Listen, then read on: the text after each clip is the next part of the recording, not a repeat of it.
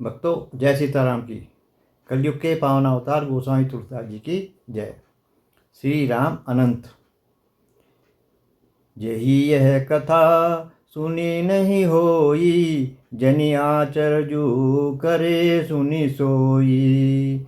कथा अलौकिक सुनई जे ज्ञानी, नहीं आचरजु करई अस जानी। श्री राम जय राम जय जय राम, श्री राम जय राम जय जय राम, श्री राम जय राम जय जय राम।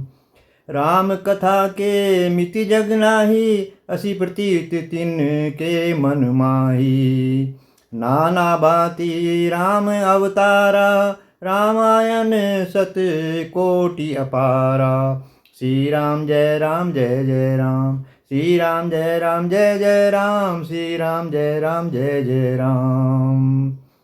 कलप भेद हरि चरित सुहाए, भांति अनेक मुनि सन गाए। करियन संशय असुर आनी, सुनई कथा सादर रति मानी। श्री राम जय राम जय जय राम, श्री राम जय राम जय जय राम, श्री राम जय राम जय जय राम। राम अनंत अनंत गुण अमित कथा विस्तार, रामा अमित कथा विस्तार।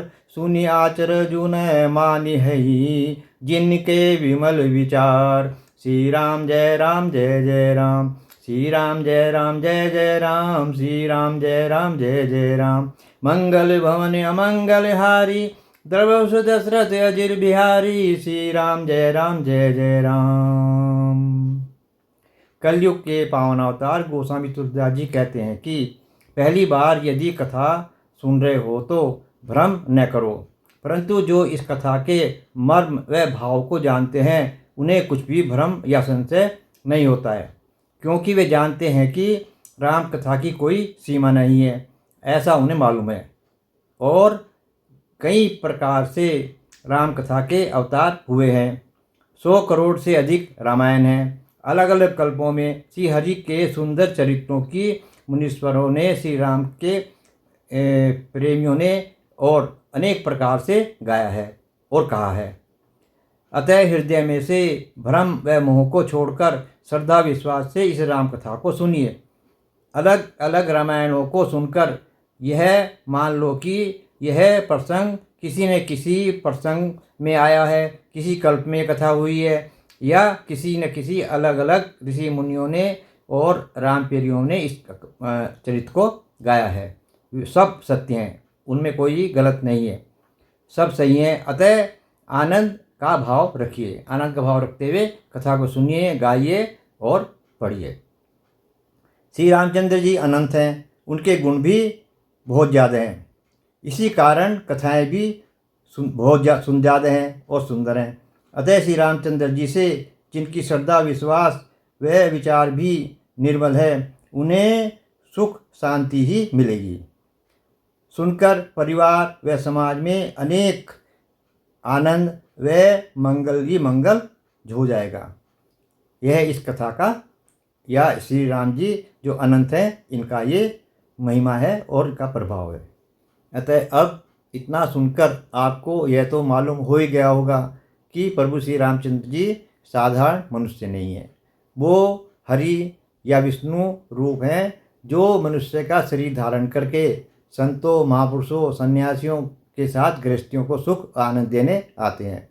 दुष्टों को नाश करने का तो बहाना है, जिनकी एक भ्रुकुटी के एक संकेत से संसार उत्पन्न व नाश हो सकता है, तो उन्हें भला यह दुष्टों का नाश करने के लिए आने की आवश्यकता क्यों पड़ती। प्रभु श्री रामचंद्र जी गौ, ब्राह्मणों, गृहस्थियों की रक्षा व सुख देने आते हैं। अतः घर के बड़ों, वृद्धों, गुरुओं, माता पिता, दादा दादी का कर्तव्य है कि स्वयं श्री राम कथा व चरित्रों को भली प्रकार सुनकर, पढ़कर, गाकर समझें और श्री रामचरितमानस के आदर्शों व समाज के उपयोगी बातों को पर आचरण करें। सबसे ज़्यादा जरूरी है कि अपने 5 से 11 वर्ष के बच्चों, खासकर बालिकाओं को कथा व उसके मुख्य प्रसंग सुनाएं और समझाएं। जो दोहो चौपाई छंदों जो अच्छे लगें वो उन्हें कंठस्थ करा दो। याद कराना भी जरूरी है। अभी तक का थोड़ा सा भी परिश्रम उनके पूरे जीवन काम आएगा। आगे जाकर जब वे बड़े होंगे तो स्वयं ही पूरा पूरा ज्ञान अपना प्राप्त कर लेंगे। यदि ये बीज उनके अंदर पड़ गया राम नाम का, उनके चरित्रों का, अच्छी अच्छी बातों का, संस्कार का, तो वो उनके पूरे जीवन काम आने वाला है। खासकर बालिकाओं का, क्योंकि बालिकाएं ही हमारे सनातन धर्म की एक रीढ़ की हड्डी हैं। जो ही जो है शुरू में बच्चा उन्हीं के पास रहता है और वो ही जो है आगे जाकर यदि वो इसमें पारंगत होंगी तो अपने बच्चों को भी शिक्षा दे पाएंगी और धीरे धीरे हमारा समाज आगे बढ़ जाएगा। पीढ़ी दर पीढ़ी सनातन धर्म पर ये बड़ा उपकार होगा। यदि नहीं किया तो आगे जाकर ये बच्चे हमें माफ़ नहीं कर पाएंगे, हमें दोषी ठहराएंगे, कहेंगे कि हमारे बुजुर्गों ने, बड़ों ने हमें अपने धर्म कर्म के बारे में शिक्षा, ज्ञान, संस्कार क्यों नहीं दिए, जो अब तक हो रहा है। अभी भी ये समस्या है। मैं खुद महसूस करता हूँ, यदि मुझे बचपन में इस प्रकार की शिक्षा, राम कथा, उनके चरित्रों का, आदर्शों का, अपने धर्म कर्म का ज्ञान यदि मुझे बचपन मिल गया होता तो जो मैं 30 साल तक बच्चों को अध्यापन कराया, छोटे छोटे बच्चों को पढ़ाया, 5 साल से लेके 11, 12, 14 साल तक के बच्चों को पढ़ाया मैंने, तो मैं उनके अंदर ये संस्कार डाल चुका होता, जो मेरे से एक बहुत बड़ा कार्य होते होते रह गया। अतः हमारे बुजुर्गों का, सबका ये कर्तव्य है कि हम अपने बच्चों को इस प्रकार की शिक्षा दें। हम देखते हैं हमारे अन्य धर्म के लोग अपनी कोई भी परंपरा, रहन सहन, ओढ़ना पहनना नहीं छोड़ा है, बल्कि कट्टरता से आज भी उस पर कायम है।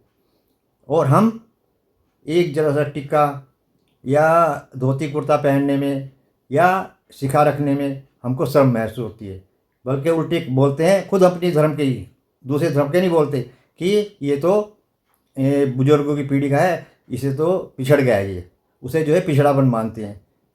और जबकि दूसरे धर्म के लोग उस पर गर्व करते हैं और उन्हें अपनाए हुए हैं और हम इसमें बहुत पीछे रह गए हैं। परंतु अभी भी समय है, यदि अभी जागे तो हमारा आगे जो है सनातन धर्म बच जाएगा, नहीं तो बस भगवान ही जाने क्या होगा। इति शुभम। भक्तों, जय सीताराम की। कलयुग के पावन अवतार गोस्वामी तुलसीदास जी की जय। रामदास वीरेंद्र कुमार अत्री।